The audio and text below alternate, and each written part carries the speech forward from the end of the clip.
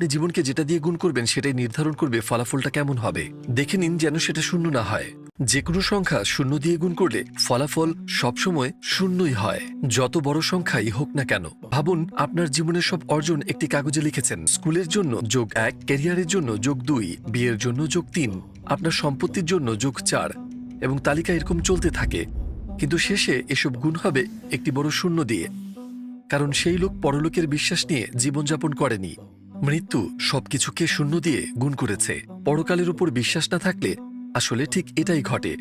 বছরের পর বছর পরিশ্রম, স্মৃতি আর অর্জনগুলো সবই মিলিয়ে যায়, আর তখন অনুশোচনারও সময় থাকে না। কিন্তু একজন মুসলমান যিনি বিশ্বাস করেন পরকালের অস্তিত্বে, তিনি জানেন এই পথের শেষটা শূন্যতা নয়, বরং সেটাই চিরন্তন জীবন। আমরাও একই কাজগুলো করছি, কাজ করছি, ভালোবাসছি, ভ্রমণ করছি, পড়ছি, শুধু একটাই পার্থক্য নিয়ে। যদি আপনি এসব করেন আল্লাহকে খুশি করার নিয়তে, তাহলে প্রতিটি কাজই মূল্যবান হয়ে ওঠে, আর তার ফল চিরন্তন জীবনেও পাওয়া যায়। কারণ কোনো কাজ যদি আল্লাহর জন্য হয় তাহলে সেটা কখনোই অকার্যকর হয় না। অবিশ্বাসীর চোখে মৃত্যু কি শুধু সেই শূন্যের মতো নয়?